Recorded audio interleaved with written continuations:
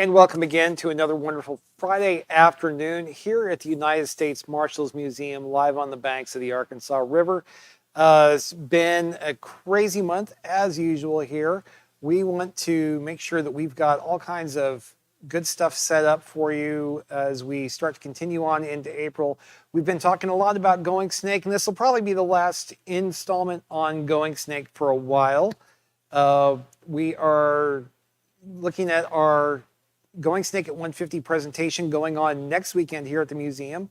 If you have not bought tickets to the event, go ahead and make sure you get on there and just get the tickets. We've got links to those that will be dropping there on the side here in a second.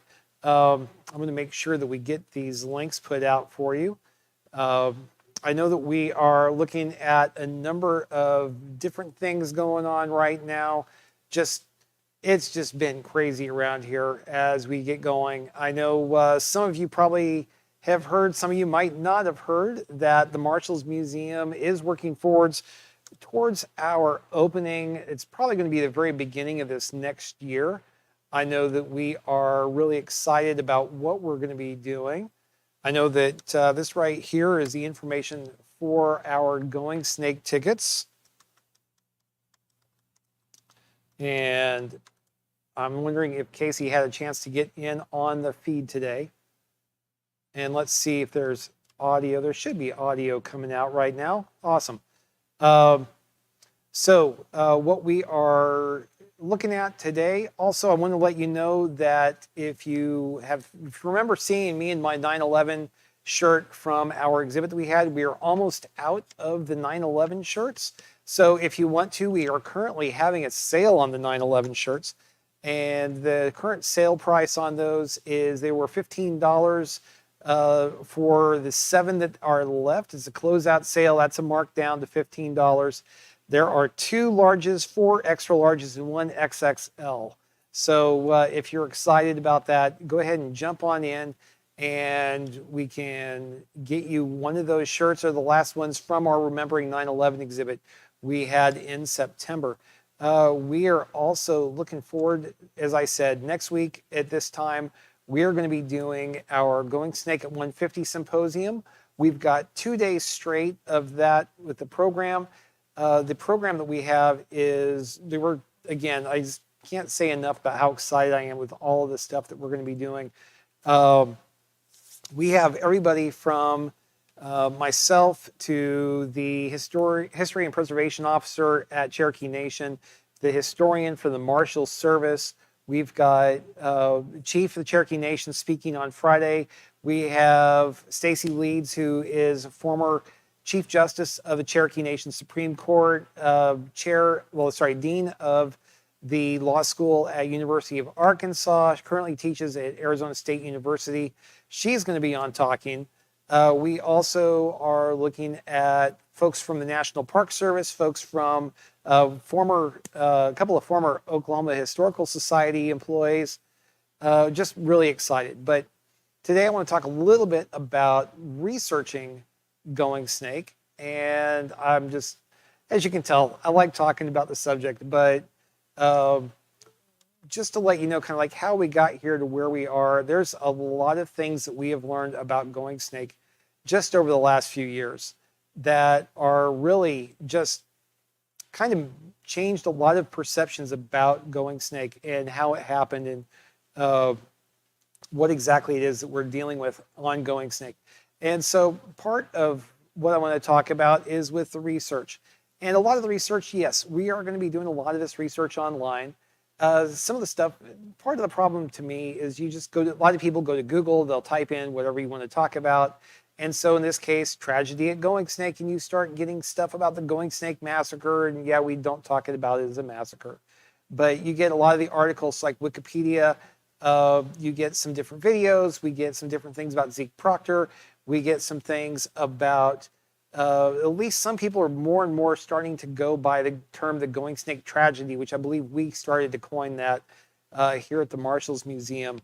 And we really are looking forward to talking about this, but you start looking at just a simple Google search, and you aren't really able to find what you want. So you have to start going other places, and you start to have to look at other sources for how you're going to learn about this. And really, as a historian, I know a lot of people who really like history and they think of themselves as history buffs. They get a little bit offended when people who are historians, trained historians, start to get a little bit, I guess, anxious would be a good word for how we feel sometimes, that the work that we want to do, we want to make sure it's to a particular level and that we try to be as objective as we can.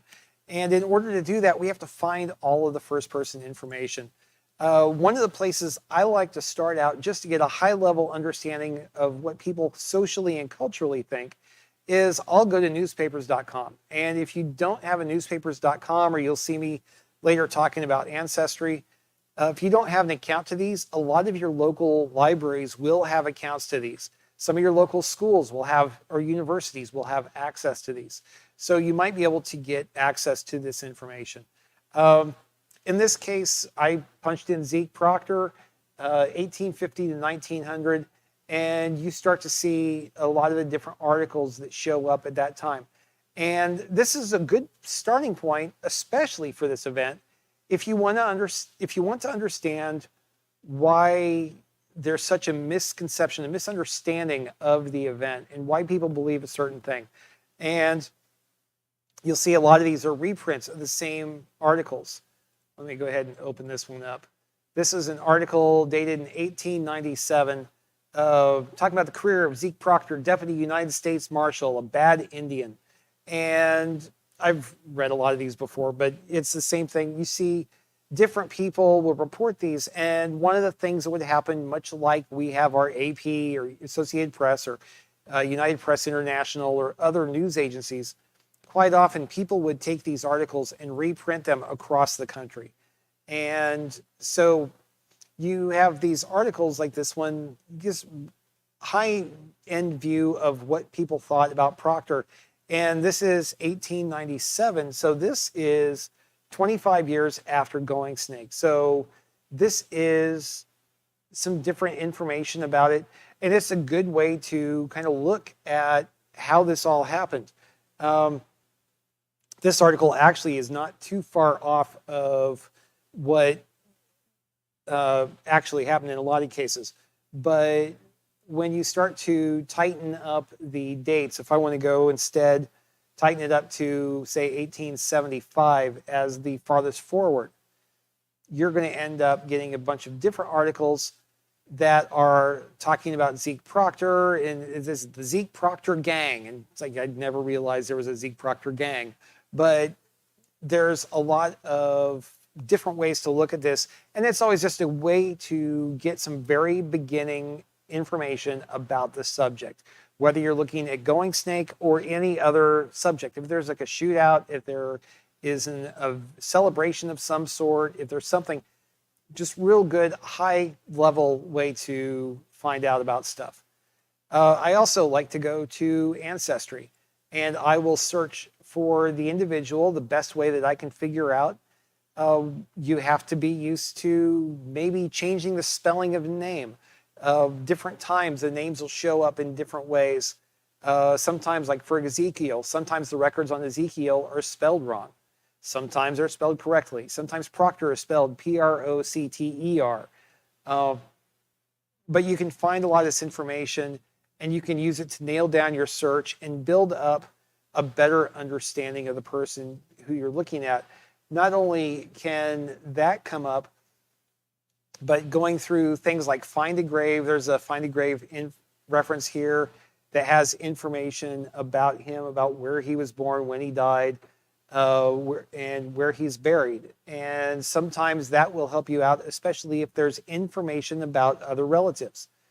Some of the other things is like the census statement, census data, like here, Oklahoma, U.S. Indian land allotment sales, 1908 to 1927. And so it's information about the property Ezekiel Proctor owned. And so we can start to build up information about him, but you can also use this about everybody else involved. I've used this to look up Jacob Owens and Joseph Peavy, who were also involved in this particular event. Other things to look at, and like those two are usually the first two stops for a lot of people doing genealogy work. One of the places I also like to go to is Wikipedia. Not necessarily for the article itself, because the articles on Wikipedia, as good as they are, for an event like this, which is based largely out of older documents and based out of the legends and the lore, and some really misunderstood elements of American history, there's some information in here about what happened and how and why that I really don't agree with, especially based on our research. The problem with this information is a lot of it, you have references and you have other links that people have to different things, but then there's notes in here that have some references to different spots. My issue there is that a lot of the stuff that they are referencing is old information. It's information that's out of date. It's information that conflicts with other data. And if you really want to kind of find out, this is one of my favorite tricks on Wikipedia, is if you want to find out what's going on in the discussion of an event or how people are looking at writing about that event, on every Wikipedia page, go to the talk tab up here at the top. There's an article tab and a talk tab. And so if I go to the talk tab on Goingsnake Massacre, it shows you kind of it's of interest in different projects, but then you can start asking questions, and people who are writing this article can talk about different subjects, like how to verify the traditions, verify the body count, a question as to whether or not it was an ambush, why the name Goingsnake. And so there's really a lot of good information that you can find out as you are going through this. I use the talk tab a lot, especially about one of my favorite fake marshals, Pistol Pete. There's a whole raft of discussion about him. But you can do this about any topic that you're looking at on Wikipedia, just to find out what the different article writers have questions about and what they discuss in order to make edits to the page. Once we get a chance to publish some more information from the museum about this event, at that point, we're going to go in and start editing more on this particular event, simply because the understanding of the event is so much different now than what it once was. I cannot wait to the day when there is a Goingsnake tragedy page and that the Goingsnake massacre page links to the Goingsnake tragedy. So it's really some stuff that we want to make sure that these stories get better told as we continue to go forwards. And while I'm talking here, I know I'm talking fast. I know I'm talking about a lot of stuff. If you have a question about something I do, or if I'm doing something too quickly here, by all means, stop me and ask questions. Other things that we look at for, especially for this particular topic, or if you want to deal with anything within Indian Territory, within any of the 5 tribes, any of the other tribes in the Indian nations in what's now Oklahoma. If you want to look at, heck, other nations around the country, whether you're talking about the Crow, the Apache, the Sioux, the Hopi, the Navajo, there's lots of different things you can look at. This is a page at Oklahoma State University where they have Indian affairs, laws, and treaties. And they very specifically look at different collections of different treaties. And so, for example, there's a tribal treaties database or an Indian Claims Commission decisions. But I'm going to go view the collection. And when this page comes up, Indian Affairs, Laws and Treaties, Volume 2 on treaties, Volume 1 on laws. And so it runs through different things, and it talks about Volume 5, laws, compiled from December 1927 to June of 1938. And so you can look through all of these and learn about what you want to learn. The way that this helped us a lot to understand Goingsnake is going through and looking at the various treaties that were signed with the Cherokee Nation, specifically Cherokee Nation, for this event. And in order, that helped us understand what did the treaty say about interaction with the federal government. I know that one of the things that we first came into this with an understanding of is that this was more a question of sovereignty. I mean, a question of jurisdiction. Well, there's arguments about jurisdiction and sovereignty, but the big question when everything first came up was that, that they wanted to try Zeke Proctor, and the federal court couldn't stand the Cherokee Nation doing their own thing, so they just came in and broke in, and they were going to take Zeke Proctor for that same case. And I have to get people to understand that that's not what was going on. And it wasn't until just a couple of years ago that we really fully started to understand this, that you had two separate court cases going on, and you had each case with differing jurisdictions, each court with a different desire for what they were wanting to do. And so, yes, there were some questions of sovereignty. There were also some questions of jurisdiction, but there were also people who are interested on both sides of this issue in maintaining the appropriate interaction, which unfortunately was kind of played with and ruined when the Beck family started trying to upset this court case. One of the other ways to specifically for anything that was going on in what's now Oklahoma, you want to really take a look at the Indian Pioneer Papers. You'll find them either at University of Oklahoma or you'll find them at the Oklahoma Historical Society. The reason why those two areas are the best places to go are simply because they're the two organizations that underwrote this element of the Work Progress Administration, the Writers Project that was enacted during the 1930s, during the Depression. They sent out researchers and writers to go around and get oral histories of a number of people across this region, whether you considered yourself a member of one of the tribal nations, or if you considered yourself or your family to be pioneers in what became the new state of Oklahoma after the land runs of 1889, 1893, and the other runs which took place. Specifically with this case, I went ahead, you can go ahead and just search these thousands and thousands of articles for different topics. They're like Marshals or Proctor or Goingsnake, and so I did Goingsnake. And under Goingsnake, this is every time Goingsnake comes up. And whether you're talking about the biography of himself, they're talking about Chief Goingsnake. There's articles that also mention the Goingsnake district, and there's a bunch here that don't get involved with the shootout at all. But you have depicting the Beck-Proctor fight. We have Eli H. Whitmire, Cherokee. Eli Whitmire was a kid at the Whitmire family farm where the shootout took place. He was a school kid when this happened. He was sent home from school early that day, and so he's able to go through and tell his story. And I'll just go ahead and click on that. So you take a look, you click on there, this comes up, and this is Stanley A. Clark interview with, Stanley A. Clark. This is James Buchanan is the, or Jason, either James or Jason Buchanan is the interviewer. If it's James Buchanan, that's an unfortunate name. Interview with Stanley A. Clark, Fredonia Street, Muskogee. And so he's talking about Eli H. Whitmire, Cherokee.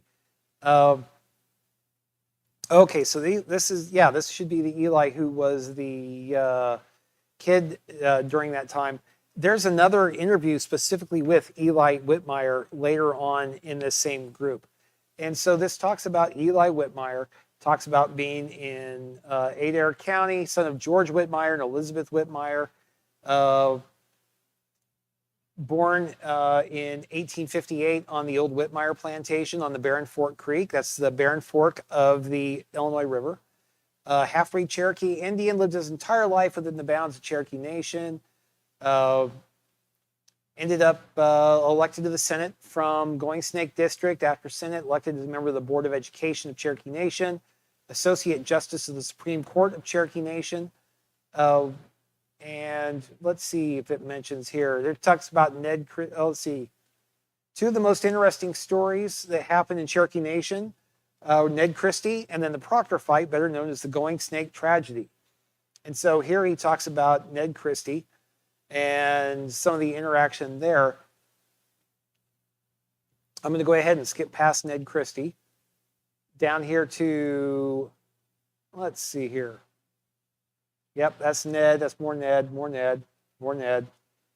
There's lots of stuff in some of these. There we go, Goingsnake tragedy. So here he talks about, this is a story about the Hildebrandt Mill, Flint Creek, the shooting that occurred, which then ended up, at the time of the tragedy, I was a small boy, 14 years old, but the details are as fresh in my mind today as though it happened only yesterday. They're talking about White Sut Beck, Black Sut Beck, Sam and Bill Beck. They were nephews of Polly Beck Kesterson. They talk about different things, but then he comes down and this is where one of those rumors started up that Proctor and Kesterson were having trouble over stock, and that he went to talk the matter, Proctor rode to talk the matter over with Kesterson, found both of them, they start talking, got into an argument. Here it says Proctor saw Kesterson was reaching for his gun, drew his own gun and fired. Mrs. Kesterson, thinking that she might save her husband, had run in between the two men, and the bullet intended for Kesterson entered her breast, killing her instantly. And so apparently Proctor fired 2 more shots at the retreating Kesterson, who ran away, shooting 2 holes in the coat. Then he rode away, turned himself over to Jack Wright. Jack Wright, by the way, was Eli Whitmire's brother-in-law and sheriff of Goingsnake District. And so this is one of many, many stories about this shootout. And so it continues to talk about court and how the special court was set up at the schoolhouse and how the posse showed up and just how everything went sideways and who sat where and where they sat and what they did. But the problem is, and if you catch the last episode of this where I talk about the myths and some of the lore and legends of Goingsnake, you start to see that while there are good episodes like this, good descriptions of what happened, there are a lot of these in there which, through telling and retelling, have just gone completely sideways. And we don't know exactly what happened. But yeah, so there's a lot of stuff with this where you have to go through and you have to figure out across all of these different entries that mention Goingsnake, which ones actually have something to do with the shootout, which ones are authentic, which ones tend to make some sense. Another place to go look is Arkansas Digital Archives. That's for the state of Arkansas. There was a large collection of materials related to the Western District Court of Arkansas here in Fort Smith. Those materials went to the Arkansas State Archives a few years ago, and they've been slowly but surely scanning those in and updating their page with this information. And so, for example, here I checked for Zeke Proctor. Unfortunately, there's nothing from the time prior to when this took place, but there are episodes here. September 14th, 1888, there's a voucher, U.S. versus Ezekiel Proctor for assault. Barney Connolly was a deputy marshal. If you know your marshal's history, you know that Barney Connolly was later killed by a former deputy here just across the river in what's now Oklahoma. There's a lot of things that go on here, but it was through sources like this, sources like what's available in the, one of the other things over at, let's see here if there's the court cases. Yeah, for Ancestry, for Ezekiel Proctor, under court cases, there are a number of different court cases that show up in the archives down in Fort Worth, Texas for the National Archives, and they get to talk about some of the different criminal case files and different things that happen. For example, they've got the criminal case file for the Goingsnake incident. They have criminal case files otherwise for other events which took place. And so these are all files for Ezekiel Proctor for that time frame. And using some of those, you're able to grab, let's see here, I think I grabbed a couple of them out so I could take a look. So for example, here's a copy of the arrest warrant for Ezekiel Proctor that I ended up grabbing out of the National Archives. That I've shown this a couple of different times, and we're looking to show that more as we continue forward. This is the initial arrest warrant that was signed out by Kesterson to arrest Ezekiel Proctor. Is issued on, it says here, April 14th, 1872. And so on the 14th, they take off. After they get the warrant, they stay the night on the 14th. They arrive there on the 15th. We have the gunfight. So we get a chance to really start digging into some of this history. Some of the other documents that I've ended up finding and taking a look at. Let's see, what's a good one here? Some of the stuff, 1846, there's a Supreme Court case, U.S. versus Rogers. William Rogers was an intermarried U.S. citizen who killed a man in Cherokee Nation, and the person he killed was Cherokee. And so when the United States government tried him, he claimed that because he was intermarried into Cherokee Nation, he'd been adopted, but the Supreme Court didn't see it that way. So they were still treating him as if he was a U.S. citizen. This is a transcription of that decision that basically talks about what the court was thinking. Granted, that was under the Taney Court. The Taney Court was not exactly cognizant of a lot of American Indian rights and didn't pay much attention to sovereignty issues. But we get past there. You get to look at like laws of the Cherokee Nation. This is from their 1855 Constitution. One of the elements in there specifically regulating intermarriages with white men and talking about what they have to swear and what, in this case, will make them lose their nationality within the Cherokee Nation by like what actions. And so essentially, any white citizen of the Cherokee Nation by marriage who shall use the intercourse law or laws in the prosecution of a Cherokee Indian for any criminal course committed within the limits of the Cherokee Nation shall forfeit his right of citizenship to the same and be subject to be dealt with as other white intruders in the country and shall be removed out of this nation. So Kesterson, basically by going to the U.S. court, could have been kicked out of the Cherokee Nation. And there's other things in there. So for example, the next one down there I highlight was talking about abandoning his wife, shall not be entitled to any of the rights and privileges of a citizen. And so, okay, if he left Proctor's wife before this, would that have caused issues? I did find later on, I found Kesterson in Choctaw Nation. It's the first time I've had a chance to find him before this. Another piece of paper I found in one of these archives, I found Kesterson subject of a, he'd been, what was it? There'd been a subpoena for his arrest, a warrant for his arrest because of importation of spirituous liquors. One of the people who was there as a witness was Zeke Proctor. And so, I mean, like, this was 2 years, I think, before this shootout. So, I mean, there's a lot of just weird different things that have happened at different points. But yeah, it's kind of crazy how some of this stuff works out.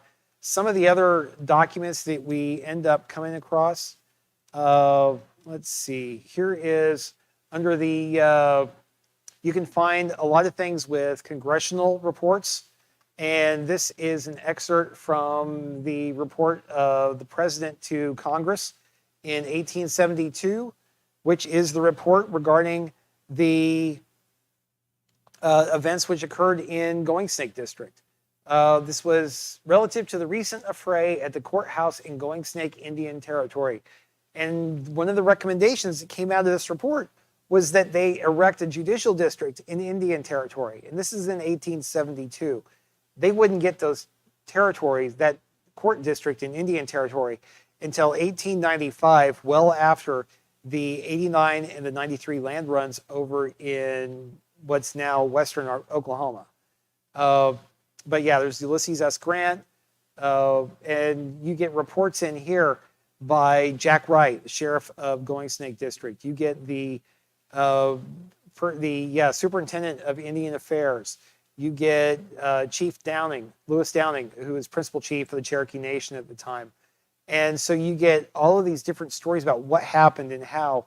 The commissioner from Fort Smith is in here. This is Arch Scraper, Black Hawk Six killer, Joseph Starr, who's the clerk of the court. And so we get to find all of these different documents that are through there, as well as reports from different newspapers.